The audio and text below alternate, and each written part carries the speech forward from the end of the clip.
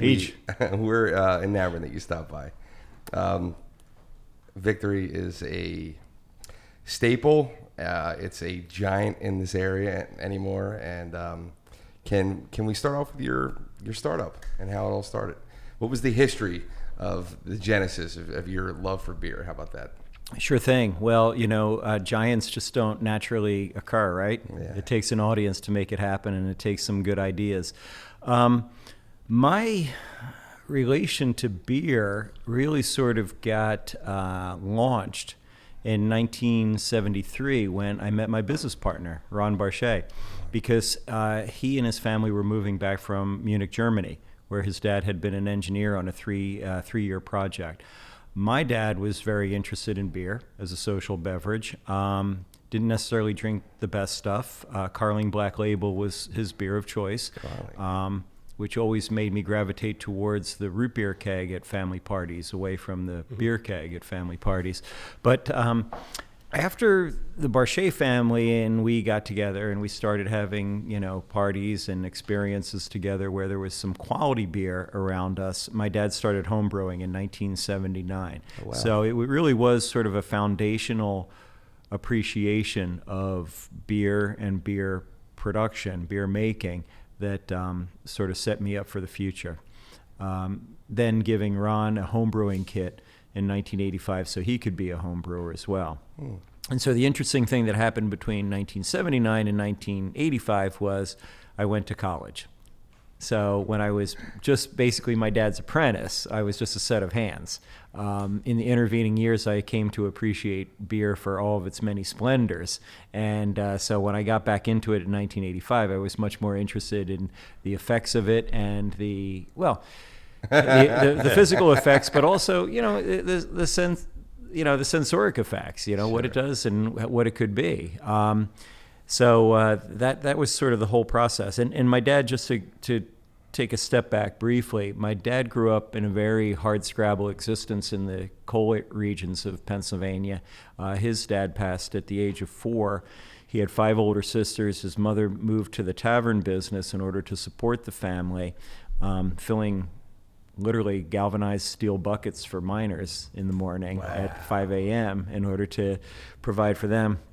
But these stories came out very slowly over time from my dad. The main thing that I wanted to sort of get out there was that he was a great provider, whether it was gardening, canning, pickling, sauerkraut making. So beer was really just another thing on his list of things to do to conserve family value and have more abundance at the table. Wow.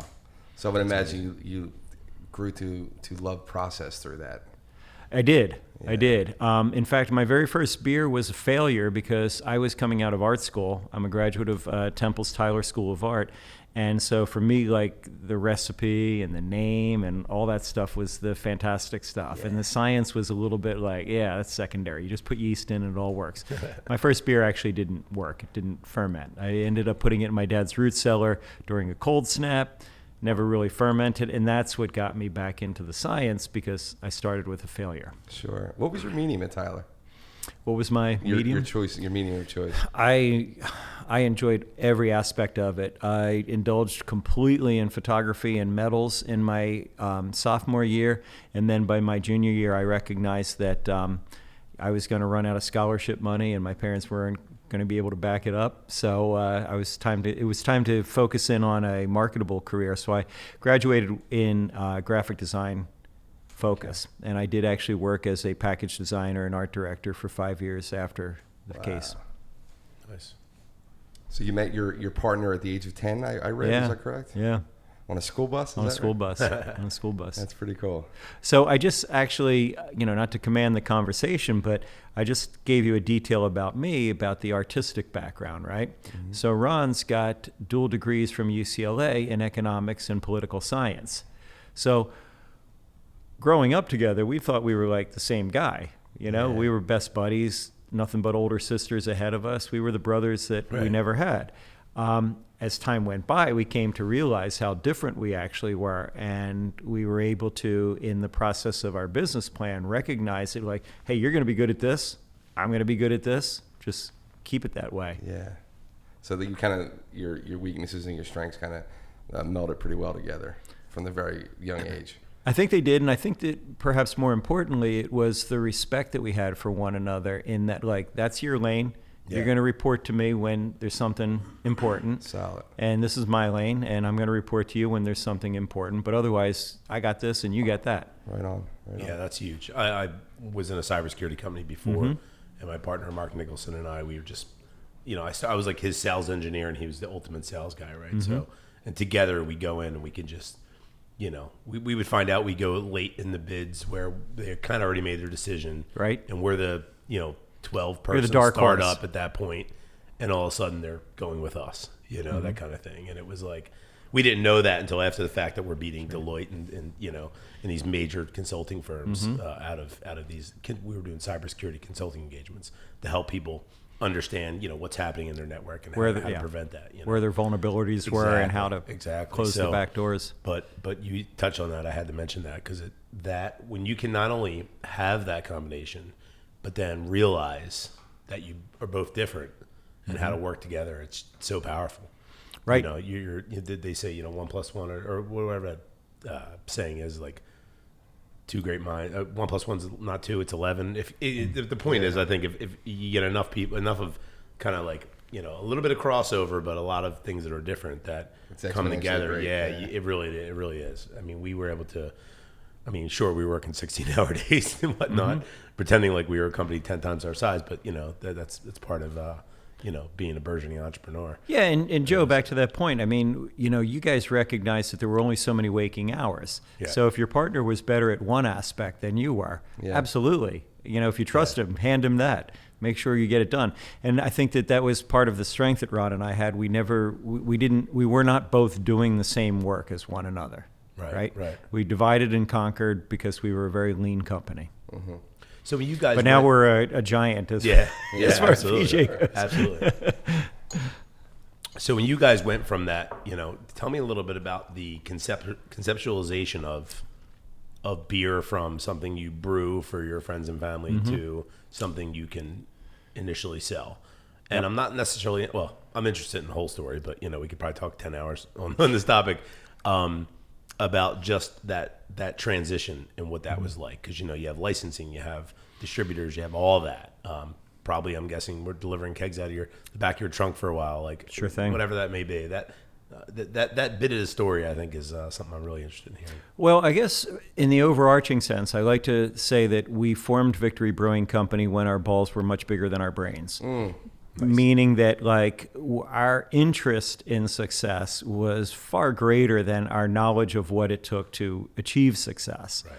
But again, we had one another, and we had different skill sets, and we kept challenging the opportunity, and we kept challenging one another so that we could get there. So we kind of did it in fits and starts. Having apprenticeships in other breweries and having formal training abroad in Germany, these were like the steps that we took to decide if this was really a career for us. Right. And even when I took the job at Baltimore Brewing Company, I remember saying to my parents, I'm like, listen, if I don't like this, I can come back to graphic design. So in a way, we were always hedging until New Year's Eve of 93, 94, when we sat our wives down and we said, we'd like to write a business plan. Would you support that? Yes. But, even that, we could have backed out after times like that. But I guess not to make it too simple, but the fact that we had one another and different skills was really sort of the strength, because we could rely on, it wasn't just one guy guessing, it was two guys guessing. And you knew the other guy well enough to figure out that his guess wasn't necessarily just nonsense. It was a good guess. And the whole process, as you put it, Joe, it is very daunting in terms of licensing. Alcohol is extremely, regulated industry. The interesting thing for young entrepreneurs is that when you clear the first hurdle, you're kind of emboldened. You're like, okay, did that. What's next? And then you clear the next hurdle, and you're like, this is getting, it's not getting easy, but you just sort of you take that energy with you forward. And one of the funniest things about an aspect that could have completely tripped us up was our business model required funding from two different directions. We had friends and family, so we formed an S corporation and we brought in friends and family money. And then we had an SBA loan component of $650,000.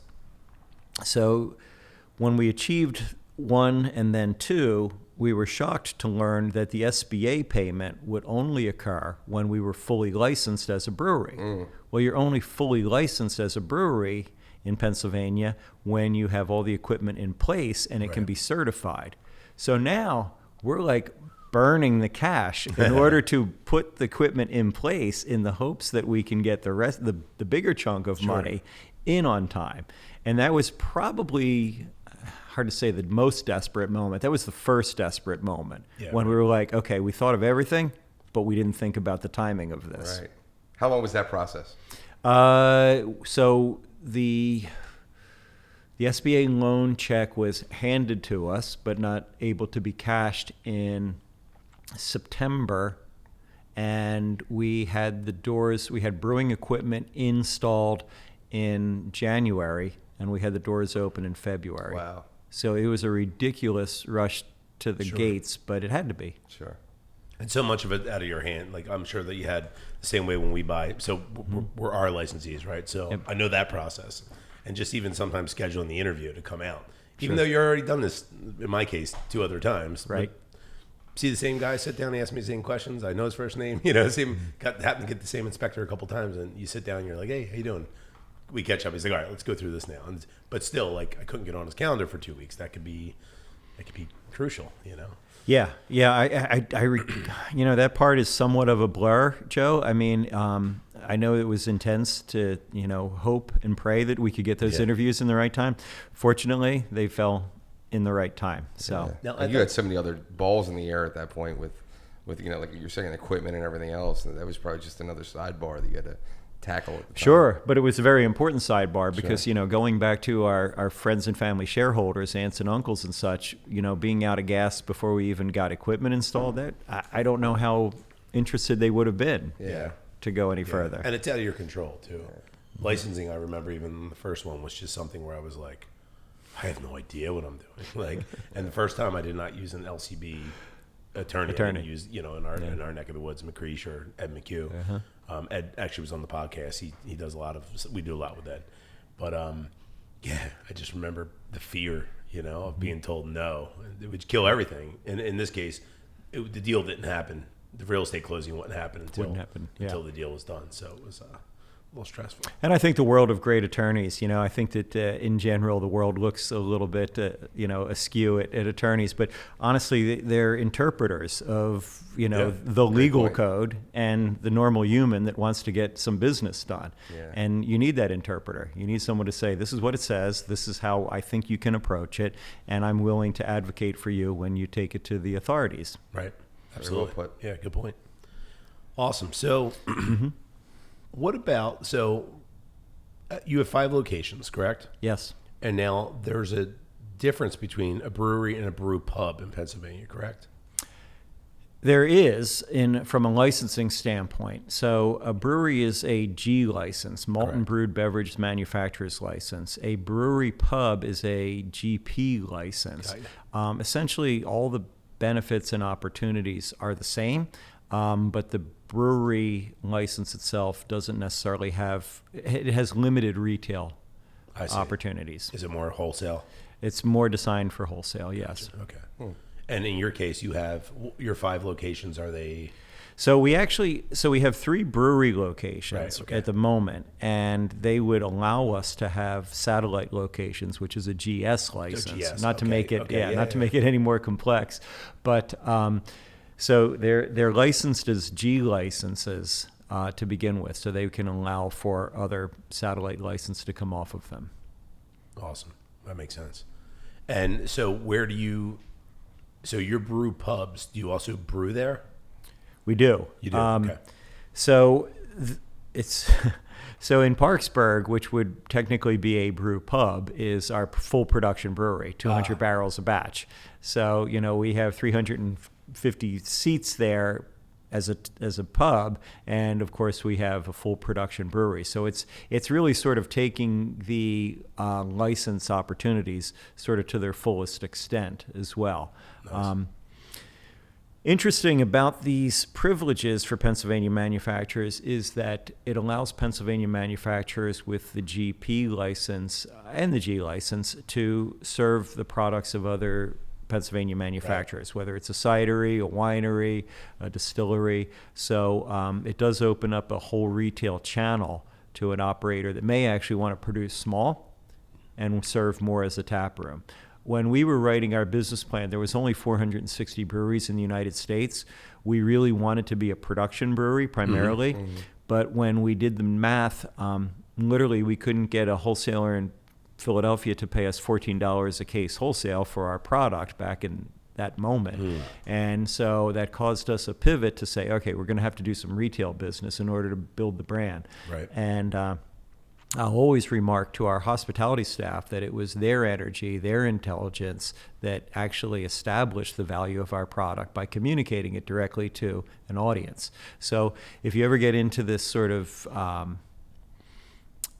debate about, should a manufacturer retail, if there's a wholesale network for it, the fact of the matter is the wholesale network may be completely efficient and capable, but they don't necessarily have the ability to tell the initial message to get the wind behind the sails of the operation. So I think that manufacturers do need these opportunities to do their own retail business. Wow. Yeah, no, that makes perfect sense. I think it's also, I think for me, whenever I've become attached to a brand, mm-hmm. Obviously I've tried things and I like them, right? There's that. But when I've become attached to a brand, it's because I went there and visited the tap room, tasting room, maybe met the brewer, met, like you said, somebody who works there that in an educated, beer barista, whatever beer barista type manner can tell me exactly, what I'm drinking, what I should be feeling, what I should be tasting, that kind of thing. Yeah. And I think that experience really does it. I know it's not an economies of scale type thing. Sure. But I think we have pretty iconic brands in Philadelphia that have gone national. Mm-hmm. It's hard to tell sometimes because I feel like we are so we are so spoiled with good beer in the city. Good point. I thought, like, for example, Scrapple was everywhere. And I went outside. I went to like Chicago and they looked at me like I'm crazy. But no, like it's sorry, hot see, dog. Yeah. It's great to go to an airport and see Victory, maybe even a couple options on draft somewhere. Yeah. To me, I'm like, yep, it's our state. Yeah, you're selling a story. What I mean? No matter what you're selling a story of something. And like you're saying, you put in that retail, you're able to put a face to that and have a personalization, an experience, right? Mm-hmm. So much of food and beverage is selling an experience. Like Joe and I talk about that a lot. Yeah. As bar owners, we sell atmosphere more than we sell a product. Yeah. Yeah, people are choosing that place. Yes. The products in that place are available at other places. Yep. And you can curate them to a certain extent to make it special on the products, but the products alone isn't going to tell the full story. Very true. So with your art background, and obviously, having this iconic brand, how much do you get involved in the actual design of things like the labels and the, I want to talk about the monkey, the monkeys too, but I'm really interested in that because I'm an art guy myself, but very much digital art. I started in advertising, like I did graphics design when I went to the Southwest Globe Times 3 times for an interview. It was this local paper in my town. Yeah. And they kept not calling me back, and I kept showing up with a resume. Right. And I finally they said, go back and meet the graphics person. Because I guess they were like, this guy Joe's here again, on the phone, and just sent him back. And I went back and I was a Macintosh guy, and my nickname was Joe Mac back then. Macintosh. And there was a bunch of computers and whatever. And I was talking about this, that, and the other thing. And it was PageMaker back then was the program. Aldous PageMaker. It was great. And so I sat down and designed a couple ads, and that was it. And they're like, "Cool, can you come next Tuesday?" And I'm like, "I'll be there." And later I found out the reason why is because I guess I had my birthday on my resume or something, and I was only 14. Yeah. So part of the problem was well, how are we gonna hire this guy legally? Right. And so I turned 15 in this process, but I've been like a graphic designer, so I appreciate sitting down in front of in my palettes, Photoshop or Illustrator or whatever, and just getting into it, I designed the Marty McGee's logo, And I'm so proud of that. It's like, As you should be. It's a brand. You know? So. As you should be. That's fantastic. I do have a side story to tell you, so maybe cool. it doesn't fit in right now, but I'll just launch with it anyway. Go for it. So when I made the jump to away from graphic design to brewing, I recognized that I had touched a computer in 1983 for a digital photography course at Tyler, and basically we just manipulated photographs and printed them out on raster images. It was silly stuff, but. So I'm working in a real agency, and we get our first Mac computers, which I wasn't able to touch. It was like only in certain offices. And so when I was leaving that firm in order to go into brewing, I said to myself, this tool is here to stay. And if I don't acclimate myself to this tool, then all of my skills will just be wiped out. So I actually spent $8,000 in 1988 on a Mac 2CX and a grayscale monitor and a printer, which was a ridiculous amount of money. You buy a nice used car for that amount of money. But the thing of it was I knew that if I didn't have this tool, that I would have been pissing away all of the education that I had before. And I ended up at Baltimore Brewing Company doing the newsletters for them, and actually doing it, and most of this equipment actually did the first Victory newsletters and so forth. But it was one of those recognitions that things are moving, things are changing, and you've got to change as well, or it's not going to happen. But I kind of just talked over your question. You wanted to know more about what aspect of the... Oh yeah, so today, right? So I have this graphics is an area that I probably do more of than if I had to look at all the time I spend doing things, and of course prioritize that by what's most important, which in this business should be figuring out ways to get more bodies in the door at different times a day, right? That John Taffer would tell you that anyway. Business analysis. Yeah, exactly. And I love reading balance sheets and P&Ls. Like that's actually like one of my, as a bar owner, that's usually not a common common thing, but I love it because it's where am I at now? How can I move that number up and all those things. And also you get to see what you're really spending, which a lot of people are afraid, I think, to really take a look at. But, there are things that I do digitally that maybe somebody else should be doing because, and I do that because I love it and enjoy it. And so I try to keep a balance of that in my life. But I'm just curious, in your perspective, how much creative control do you have over things today? I have very little creative control today, but that is a process that I undertook in 2009 when we hired our very first graphic designer, Paula. The whole entrepreneurial thing, as you guys well know, is a matter of taking off the hats that you're burned with and handing them to people that are actually better skilled or more proficient at it. So I began that process in 2009. And the very last label that I did on my own was Dirt Wolf in 2013. And so I do miss the process, but again, it's another one of those hats. I was also the HR director. I was also the distribution director. Some of those tasks, I did them all with equal zeal and interest, but not all of them I necessarily was great at or enjoyed doing.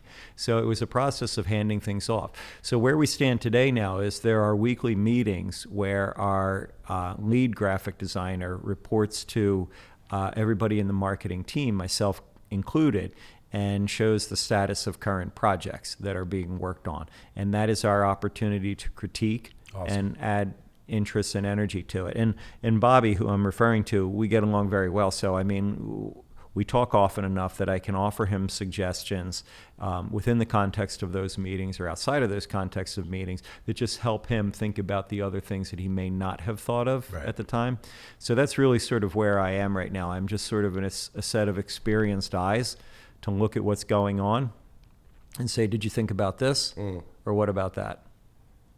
So tell me about the monkeys.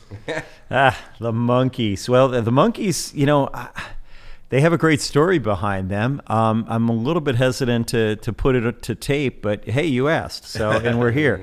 The reason I'm hesitant to record it is that everybody has their own relationship with the experience of the liquid and what ensues from that. So I would only hope to add to that. The monkeys have a long history, and it starts with my business partner and his wife, Ron and Linda, on their honeymoon in Bruges, Belgium. Ron knocked on the door of a brewery and got the attention of a brewmaster, a brewery that's now defunct, De Gudenboom, and he enamored himself to the owner so much that they got a full tour. They were sent home with 3 bottles of triple, and they took them back to the United States with them. So they had their first child, and they celebrated with a bottle of triple.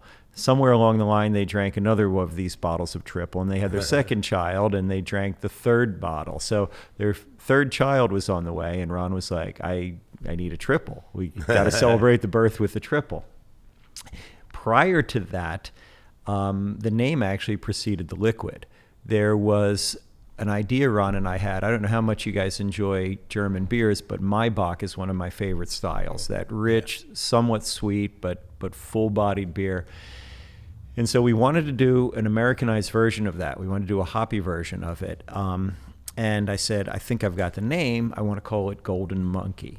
And the reason I want to call it Golden Monkey is because golden always denotes something of premium quality, right? So we're using German malts, we're using whole flower hops, we're using these great processes. And monkey, of course, is that element of chaos that ensues when you're drinking a sweet, delicious, strong beer. And he's like, cool. And then lo and behold, his former employer, Old Dominion Brewing Company, introduced a Springbok. And that was in the time when there was plenty of white space for craft brewers to go. And you didn't necessarily follow anybody else's path. So we did not do the Springbok. But when Ron said we need a triple, I said, I'm all for it. And I've got the name for it. We're going to revive the Golden Monkey name. He's like, yeah, I get it. So that is how the Monkeys came about. We wanted to sort of let people know that we were putting our full effort in terms of the quality and integrity of the product, but the effect of the product might take them to a place that might be interesting. I like what you said about that, as far as like you don't want to put too much to it, as far as like people have their own story with it. It's almost like a song, right? Mm-hmm. Like when artists talk about like, I really don't want to talk about what that song means. It's the same type of thing. It's interesting. Yeah, but the Monkeys have been a tremendous opportunity for us, and Sour Monkey is actually a bigger growth engine than Golden Monkey. Wow. So it's really, to me, fascinating that we can still take that platform and we can take it in different directions and have people, connect with it. That's awesome. Go ahead. We do this a lot. Can we talk about the merger a little bit and the difficulties and the plus side of making that decision, because it had to be so ginormous for you to make that decision? Well, it wasn't really a ginormous decision. Ron and I have some very good friends of ours we still see from time to time. One is a tax professor from a local university, now retired. One is a business succession consultant, and one is a business succession attorney. Okay. And they call themselves the Cavemen. And so for years, we would get together with the Cavemen because they actually like football and beer more than they like their jobs, but they have their jobs. So anyway, Ron and I talked with them informally about succession for a very long time because it was nothing we had a plan for. But in 2015, we sort of stepped up the urgency of planning because Anheuser-Busch InBev in that year acquired 7 of its 11 breweries. And it was very clear to us as the stewards of Victory Brewing Company, as the guys that created these jobs, as the guys that created these products that people appreciated, and the guys that reported to our family and shareholders who were involved in the company, that the world had changed. And the world's biggest competitive forces in beer were now in craft beer. Right. Just like a little fishbowl that used to have all your little friends that you would see at the craft brewers conference and such. Well, now there was these giant sharks at the top, just sort of like looking down.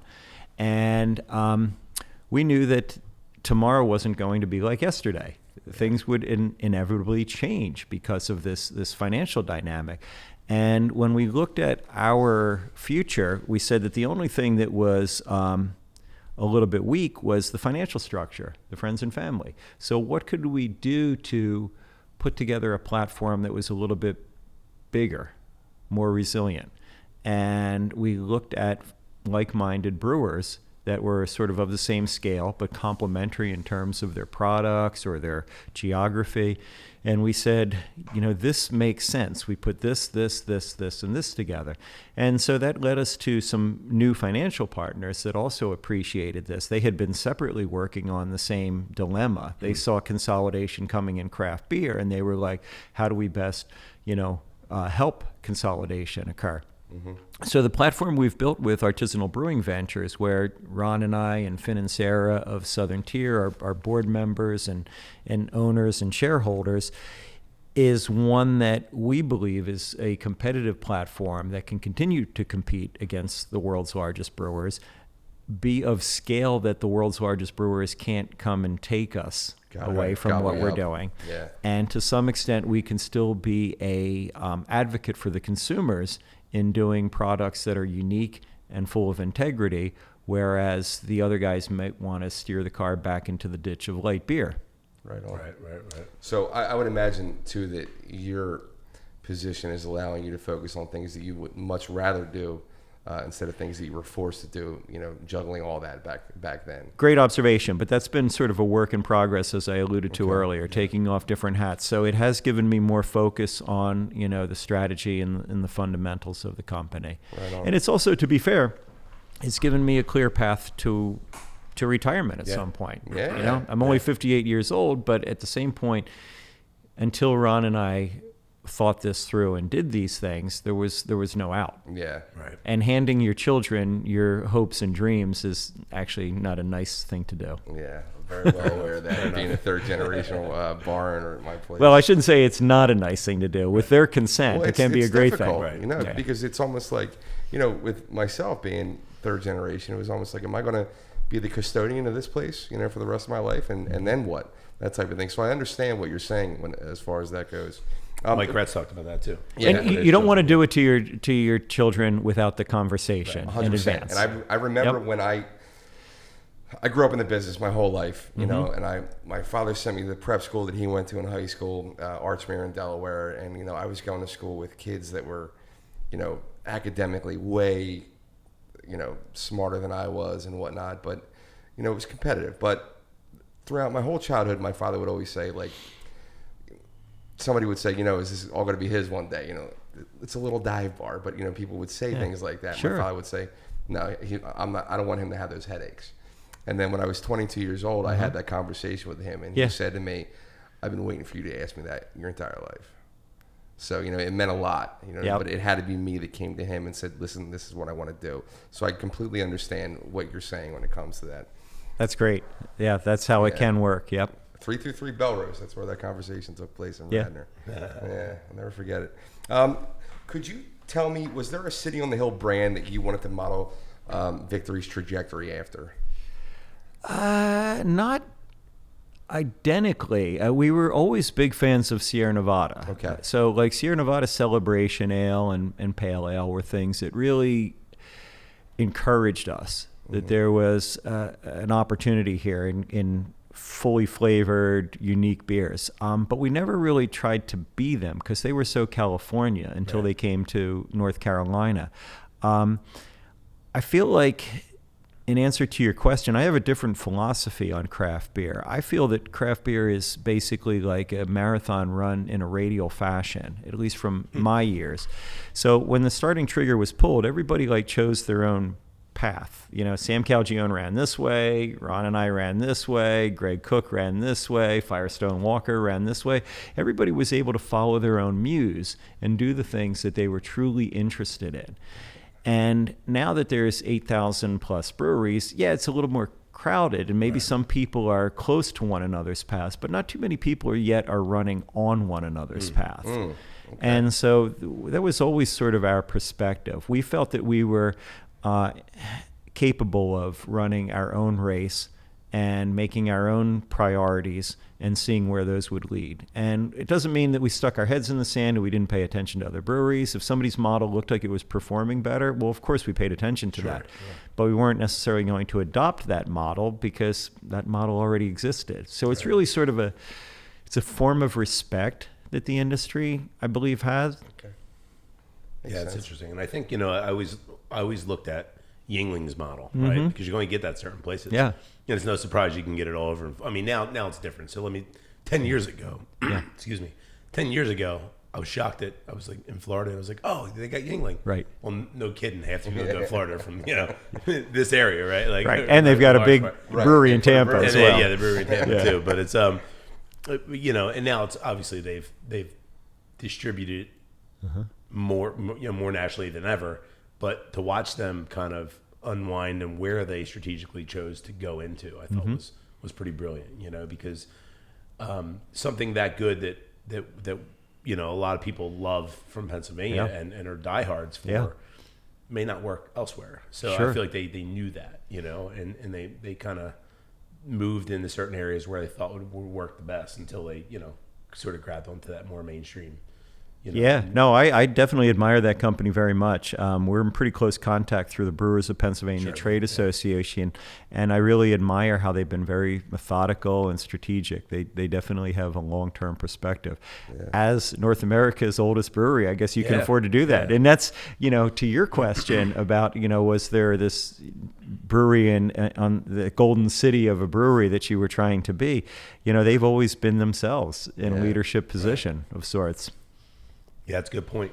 So on that note, seltzers. Yeah. It's we went from White Claw to now like everybody's has seltzers. And,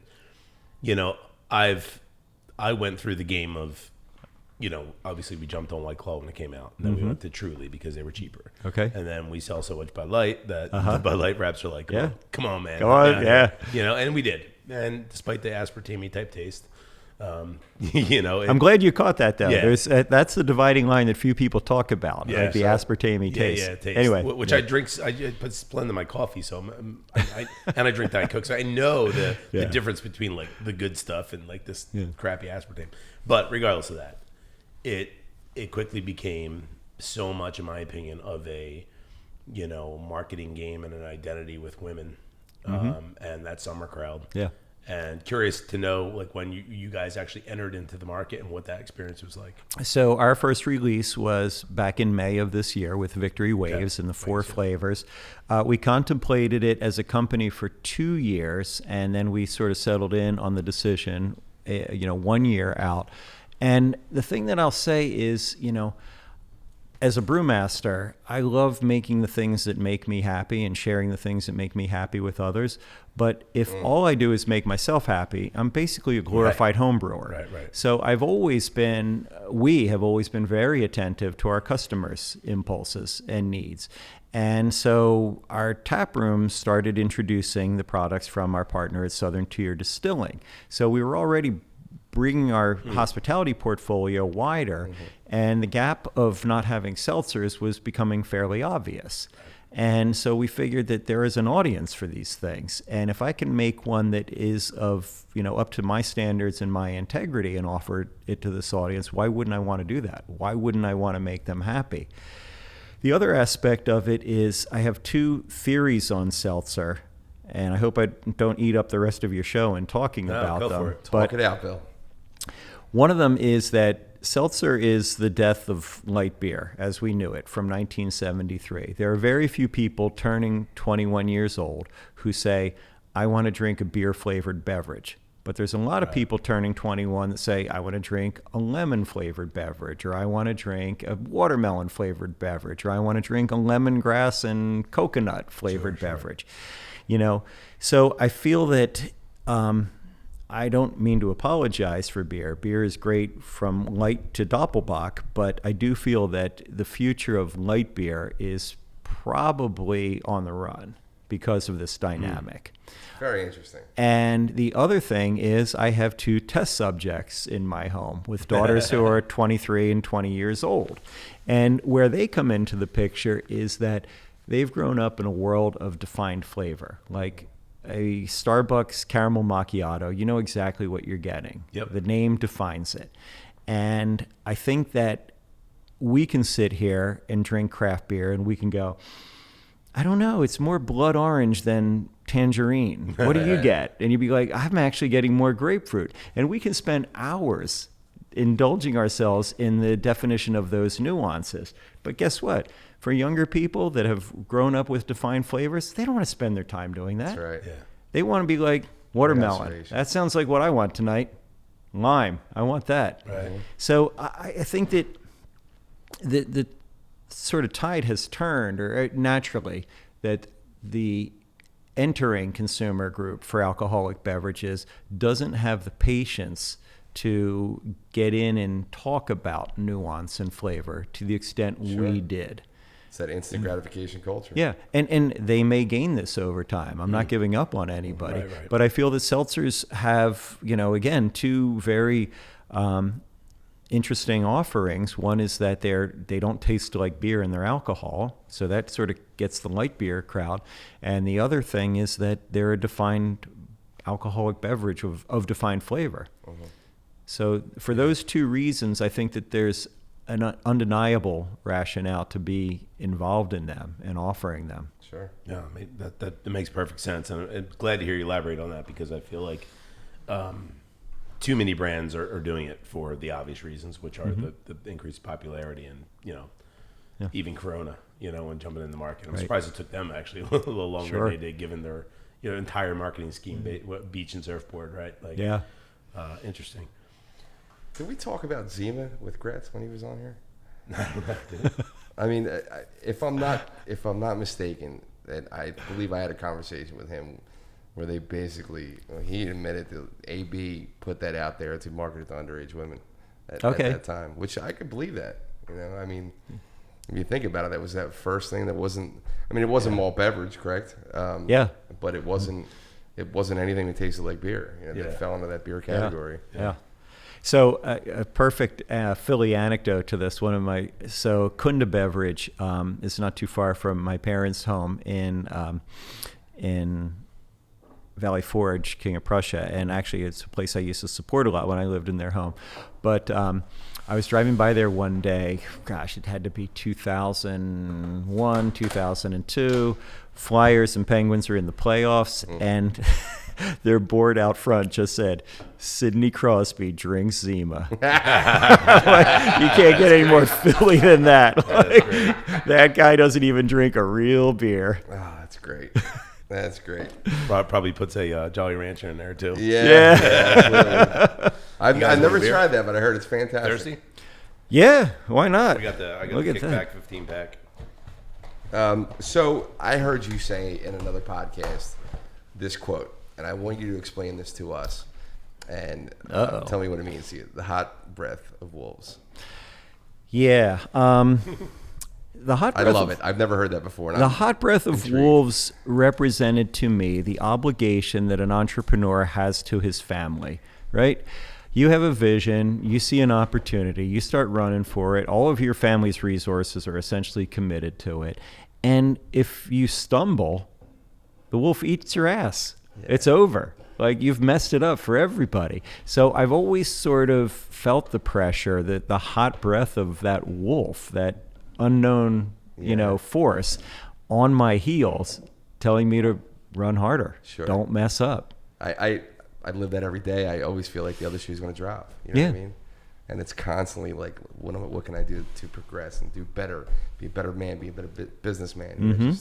I 100% feel that. And there's probably someone listening to this who are like, oh, wow, these guys are messed up. This is like, who wants that reality? This is paranoia. But I think we look at it differently in terms of like, it's an obligation to succeed that you have to other people. 100%. When I heard that, I was so intrigued, and I really understood. Like, I really got what you felt. It's So is there any wolves that were on your trail that you look at as lambs now? As far as like, I'm not worried about that anymore. Oh, that's interesting. I didn't really personify those wolves as like different companies or different threats. I think it was just the overall threat of maybe the sharks at one time. Yeah. So that would be the best answer to your question. I feel that like in 2015, when rather than a hostile takeover the world's largest brewers, taking over companies, where owners were like, well, no, I'll just sell to you. Here, welcome. Come on in. Right. Here's the castle door. That was sort of the moment where I'm like, oh, the wolves are among us. Yeah. Like, what do we do now? That's interesting. Did you get any pushback from your diehards when you did the merger? Brotherly love. I think we did. I didn't actually have too many direct conversations with people. I think that in the scheme of things, we saw a little bit of, deflation of sales over a period of time, probably related to that for people who hadn't really heard the story firsthand. Mm-hmm. The people that I spoke to firsthand were really not, they knew me well enough to trust my words. Right. So, if I was willing to engage with them and give them the answers to their questions, they were satisfied with that. And I don't think they were out to really get me, meaning, you did this, you sold out. Right. So I think that it's a difficult thing to try and tell everybody your story.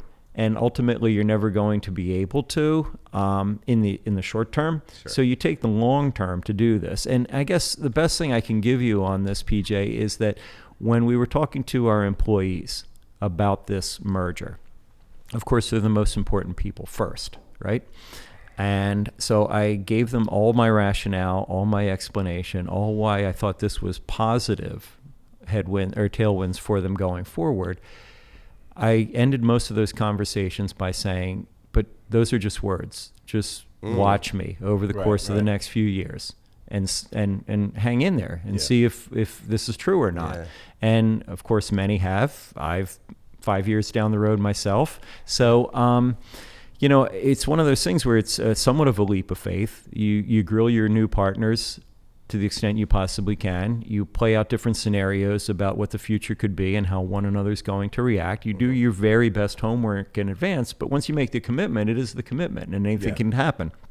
So, proving things out over time, I guess, would be the simple answer. Makes sense. Yeah, I think that makes a lot of sense. There was a lot of rumors. I think we talked about this about Goose Island. Yeah, Goose Island. And then the recipes being changed to be able to match the whatever operational process, or maybe other people were involved that said it should be more like this and that could be for all kinds of science reasons, to keep it longer, make it in bigger batches. There's a lot of these reasons why you have to tweak recipes and stuff.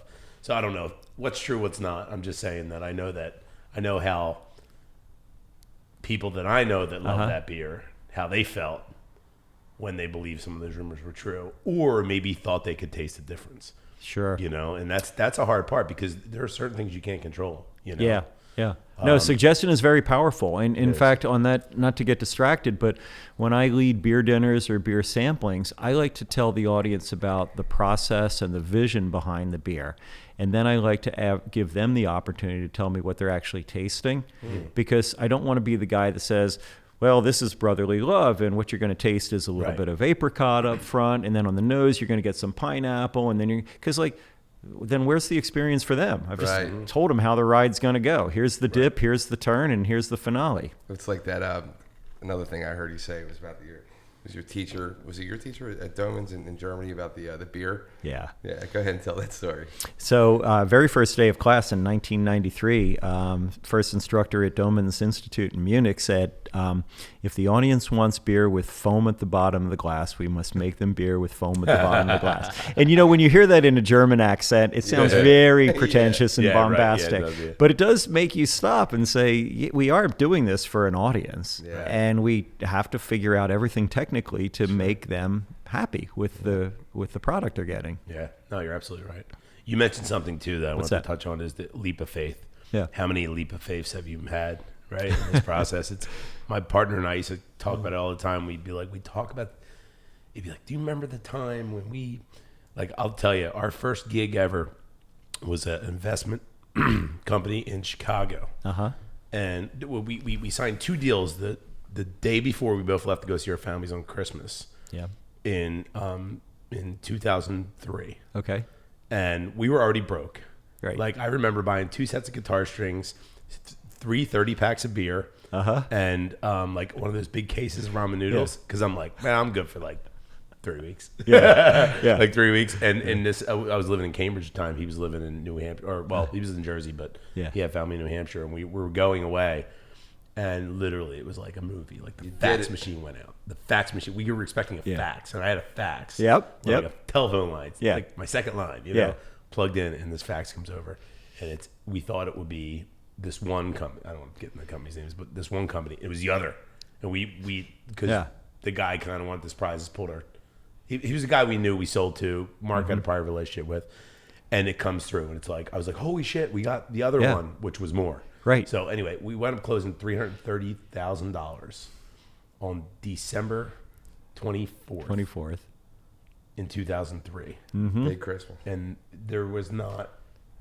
I drove from Boston to Philly, probably doing like 100 miles an hour because I left and right. I had both, like 5 copies of both printouts. You know, the faxes. You had 2 cases of ramen with you just in case. I left that back home. I was eating big. Bottle of beef. But I already like borrowed money, like you're 24 and you're like, Dad, can I get like 500? And he's like, thinking I owed money for betting, gambling or something. You know what I mean? Been there. No, I just I want to go out this weekend, but also pay my bills. Okay.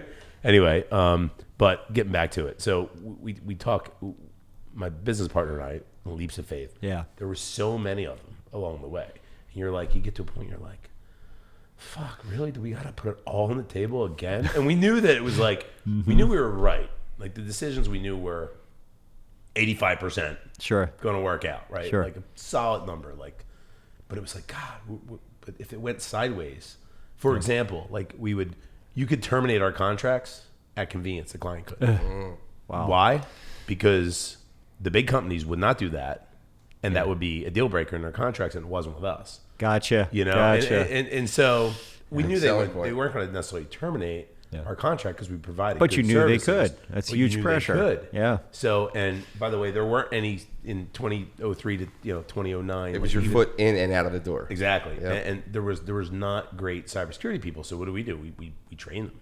So we're hiring people 16 weeks to 20 weeks in advance. When we actually put them billing. Yeah. And a lot of them were fresh out of college, so you had to deal with the whole, we call it the GUI, the graphic user interface, like how they dressed, how they looked, how they spoke, how they sometimes smelled. You had to make sure they're that representing customer ready. Your company, yeah. And it was, but I just remember the leaps of faith. It's such a compelling thing that Mark and I go back and talk about. It just, and it was every one of them we left with when it went through or worked out, it was nailed it, we got it, but. Yeah, such an important part of business. So in terms of, leaps of faith that partners will often take with one another in a business, I think that for Ron and I, there were many. Number one, the biggest one probably was the building of the Parksburg Brewery, because the brewery had already stabilized itself, right? We were paying our bills. We were performing fine. Even some money was getting put away. But what we saw was not only the opportunity to feed our wholesalers the beer that they were looking for and continue to grow an audience, but the thing that really drove us to do it was when we looked around us and we saw that the team that we had assembled and the team that was giving us all this positive energy to achieve these incredible things that you guys wouldn't have otherwise, that team needed more opportunity, and we needed to build bigger to feed them that opportunity. And we even hesitated for a quick second to ponder the what if, and the what if was, well, let's just be 100,000 barrels and call it quits and, coast from here on out. And we got really disturbed by envisioning the type of ass clowns that we would be surrounded by in that organization, because they wouldn't be the hard charging, industrious people that we really enjoyed being around and working with. Yeah, no, that makes perfect sense. So you were in Downingtown. Now, was there also a space issue? There was a space. Yeah, good point. So we also didn't want to become a bad neighbor. Pepperidge Farm preceded us in that space, and they moved out because they more or less outgrew the functionality. We would have brought in tanks that would have been very difficult for the street infrastructure to handle. We would have had truck traffic 24/7, which the neighborhood probably didn't want to revisit again after Pepperidge Farm. So we figured it was better to take this to another location. I find it really interesting how you put that across too, about taking that leap of faith, where in all honesty, you're doing it for other people, where growth can actually be a selfless act, where it's not selfish, because you would have had a good life, you know, as far as what you were doing at the time, but you wanted your team to have more, and I think that's really cool.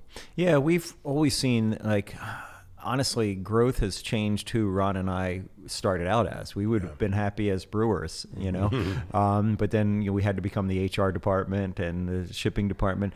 So, yeah, to a certain extent, we did give up things that were near and dear to us in order to grow for ourselves and for others. And watching people have families and buy homes as their salaries increased, I didn't see any negative to this. It was all going well for people. Feels good too. Yeah. When I was in college, I went to Johnson & Wales, and I saw a guest lecture thing, and it was somebody huge in McDonald's, and somebody says, if you hate somebody, it was the question and answer at the end of it, and the guy said, if you hate somebody, do you fire them? And he gave the most ruthless, chilling answer. He says, I never fire him. He goes, I give him a salary, I give him a raise, and I let him stay on the company for 5, 6, 7 years, and let him get a house, a mortgage, have a baby. I get him nice and comfortable, and then I let him go. Ouch. That's evil. Oh, God. I was like, you know what? I'm good. You know what the problem with that is, and I think that in I like to talk a little bit about human capital, but mediocrity is the number one killer of every company. And when people are not taking on the role 100% and incentivized, giving it all, they're just not, they're Laverne and Shirley, they're watching the belt, Nobody's gonna get that. But I get it. And it's hard because I remember several times in my career, even in the bar and restaurant business, times you're like, man, and then there's the how do you get rid of this person type thing, Sure. Which none of that feels good ever. No. Even if it's for the right reason. No. So it's But the right termination can also be very cathartic. Not to look at the negative, but there's been numerous times in any department in our company when someone had to go, and the very interesting thing was other people in the department rallied around and turned to us and said, why did you wait so long? Absolutely. I know. You hold on for really so many different reasons. But at the same time, you're like, well, why didn't you talk to me about this? Right. I got very good business advice from a very good buddy of mine. And he said, when it comes to a termination, and I know this is not like general conversation stuff for your podcast. No, this is great. No, this is what we want to talk about. People will appreciate it. The best way to do a termination is to start the process off by talking about the highlights of the career with the individual. Maybe you did a catering gig where, there was 50 more people than expected, and everybody was busting their asses getting everything done, and like everybody performed as a team, and this person was spectacular at that, and maybe this person did some other thing spectacular, but the reason you were here to talk about it today was because their infraction was so far removed from the peaks that this valley was so far away, it was significant. And usually the individual, I've seen it happen, can appreciate that and say, I can't believe we're at this point. Very well put, Absolutely can't go forward. That's great advice. So in this post-COVID world, and I feel like we were starting to see this before COVID actually, but I think COVID was the nail in the coffin. Human capital, staffing, hiring. I mean, I'm sure you're feeling it as well as the rest of the industry. Where do you think we go from here? What has to change? It can't be as simple as $1 an hour type thing. And I don't know. We talk about incentivizing. We talk about the idea of benefits. I'm on phone calls with organizations to see what I might be able to offer that could, the business could be sustainable and competitive, right? Because that's the problem. Right. I would give my employees everything if I could charge, $25 for, a six pack or whatever, if the price could go up. Sure. But you have to remain competitive because people will literally leave. Yeah. What's your thoughts? My thoughts are that it's really hard for me to give you an answer that anyone is going to be able to act on right now because we are in a semi-post-COVID reality. Yeah. There are so many things that are upset or disrupted, I should say, from the way products get to market, how products are produced, and the heavy hand of authoritarian mandates as well. Amen. That keep coming and going, and that threat itself is enough to have people sit on the sidelines and say, I don't know what I should be doing. Specific to our company, in the earliest days of COVID, we installed all the proper protocols and an extended PTO, so everyone could be comfortable but productive in our production environment. But still, we actually had this sort of overhang of people going home and hearing, well, so-and-so who works here doesn't have to go to work, and my brother-in-law doesn't have to go to work. So, employers were really sort of being scrutinized by their peers across all industries. Yeah, true. That's extremely unnatural, right? Yeah, you it have is. certain skills that are specific to a certain industry. So I don't think that we're at a point yet where there is an answer. Yeah. God knows we're all trying to work towards that. We want people to be fully rewarded for the efforts that they put in, and we want stability in all positions, and we want community health to be a standard. But we also had to produce. Yeah. No, you're right. People are really. Did you have? Was there significant ripples in your supply chain for manufacturing? There was the cans. You probably Cans, talked to enough sure, brewers. We actually went from one supplier to 5 suppliers. We were taking inventory of so basically brands that had been killed, and we were rewrapping them with labels even. So we were taking lots of different approaches to things. Wow. The incredible irony was one of the 5 suppliers was a producer in China. So we were like, great solution. Yeah, right. It's unbelievable. So I have a question for a friend of mine who does a beer podcast. Well, it's a beer. An inferior beer podcast. Yeah. Well, we're a food and beverage podcast, and, That's we true. like to think that we completely encompass all the things in the food and beverage industry. But do we talk to brewers? Yes, we do. So Mark Dempsey from the Beer Brothers, they do like a review on YouTube. He has a question for you. It says, kind of a softball question, but he's curious. Given the expansion into more states and countries, and since joining Artisanal Brewing Ventures, ABV, is the Brotherly Love Community Fund a way to give back to the place it all started, so to speak? Great question. We actually have not expanded since Artisanal Brewing Ventures formed. Okay. So we had our 35 states and 5+ countries of distribution. But Mark's question is a good one because it does give us a chance to refocus on what is happening here at home. And so the Brotherly Love name was actually one that I registered the trademark for a number of years ago, thinking there was something that we might be able to leverage in a good manner. And the name itself, of course, talks about benevolence, right? Mm-hmm. You can't utilize it without being benevolent. Sure. And so our initial foray into this, our initial initiative, is a great organization, I believe, called Back on My Feet, which is Philadelphia founded, now in 14 or 17 different cities. And what they do is they identify people who are suffering from homelessness, and they do one-on-one mentorships to rebuild their lives for these people. But it starts with a commitment. It starts with the term Back to My Feet refers to running. So they find individuals that are willing to get up in the morning, run with them, talk about life, and then begin to rebuild the opportunities for these people. Give me chills, man. That's so awesome. It's a super cool organization, and it's one-on-one mentorship, which I think is fantastic for someone who is down on their luck.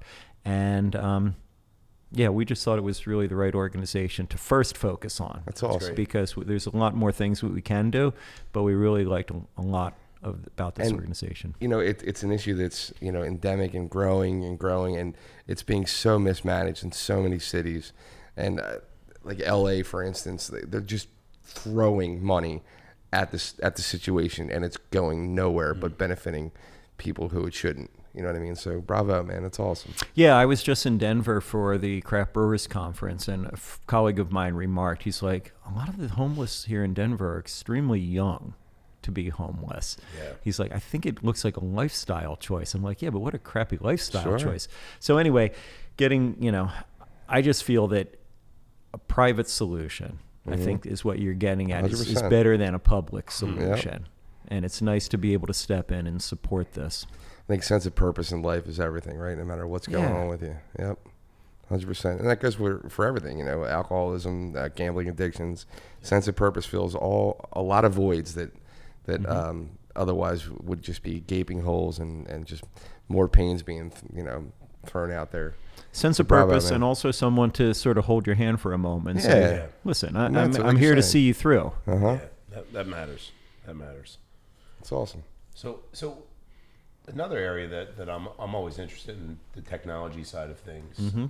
And we had a good buddy of mine, Tom Keogh, was in not too long ago. Awesome dude. Yeah, and we were that talking guy. about like when they upgraded their brewery Mm-hmm. yards, some of the technology that they kind of put in place, and that leap of faith they took, investing in that. Yeah. What is your thoughts on kind of the impact or the impact of innovation in the brewing world? Like, I guess where's it come in the past 5 years, maybe longer if it's better sampling size, because I know nothing of it. And what do you think, from an innovation perspective, may change the future? I'm a little bit confused by the question because technological innovation to me means automation and Yes, process that is what I'm talking improvement. about, yeah. Okay, so we're not talking about innovation in terms of new flavors, new brands necessarily. Not necessarily. Process. I was more thinking the brewing process. Yeah. Gosh, we're pretty mature when it comes to process innovation. Yeah. We installed our first automated brew house in 2004 with the 50-barrel Rolec. And because essentially what had happened was Ron and I saw ourselves become automated by the initial equipment we purchased. Yeah. There was a certain standardization to the product line, and so it's like, if it's Wednesday morning, I'm brewing Hop Devil, and I'm making all these same steps over and over and over again. So we grew into a brew house that would do that for us and would actually allow us to do more beers more quickly as a multi-barrel system with one operator, utilizing automation to coordinate all of these things. So we embraced it fairly early on. I don't know what to say, what I see on the horizon in terms of automation that's going to make things easier. When we opened up Parksburg, we got a robot in order to take the kegs off the line and flip them over. And that one was so obvious, right? Yeah, I mean, anybody who's lifted kegs for an hour or so is like, that's not human work, All the beer delivery guys from, the reps or the three distributors we deal with, man. Yeah. I try to get them to smile, man. I think to myself, I didn't pick that job, man. At least they have handles now. The old kegs didn't have that, right? Like, these guys are, I'm like, you chose to carry hundreds of pounds of stuff every day. Yeah, it's totally not human work anymore. Let's move away from that for sure. No, that's great. Yeah, no, I know it's it's funny because sometimes things just work. You said you jumped on that game and had a lot of automation, way back when. And if it works, don't fix it, right, necessarily. But so a funny story, briefly on automation. My wife is a Drexel graduate in engineering, electrical engineering. So when Ron and I were planning out the brewery, we talked about our fermentation temperature control program, and we told her what we wanted it to do. And she wrote a DOS-based program back in 1995. Wow. It got us from 0 to 40,000 barrels of production before we ran out of 486 processors to run the program on. And she's finally like, guys, I've rewritten the software a dozen times for you. Like, I can't take it to another platform. You're done. You got to spend some money. That's cool, awesome. Man. That's really cool. Is there anything in the future that you have down the road that you want to talk about? Well, I think, depending on when this hits the streets, we've got a tap room opening up in Philadelphia. Right. And so that is very exciting to us. I mean, when is that? The opening date should be October 26th. Okay. We don't have our certificate of occupancy yet because of an elevator issue, which we hope to have figured out. I love Philadelphia. So anyway, but no, what's significant about that is that, Ron and I grew up our brewery out in the suburbs and serviced Philadelphia and have incredible retail partners and distribution partners in Philadelphia. And for the very longest time, we always assumed that intruding on their business was, disrespectful. We just didn't want to do it. They were doing it very, very well. And then with the opening of Southern Tier in Pittsburgh in 2017, and we got the data in, we watched how wholesale sales around that bricks and mortar operation just exploded because of the brand awareness. Absolutely. And then we saw the same thing happen in Charlotte, North Carolina when we opened up the tap room at Brewers at Yancey. So now that I know that I'm not harming anyone's business, I'm actually enhancing business by people who want to continue to serve Victory, Southern Tier, and Six Point and Bold Rock. I just, it's time to do it. The data is there. That makes sense. Well, Bill, it's been an absolute pleasure. We hope to have you on again, since you are local, even though we appreciate you took a drive to get here. Bill Covaleski, Victory Brewing. Appreciate you, man. Great conversation, man. Thank you so much, gentlemen. It's been a pleasure. Thank you. Awesome.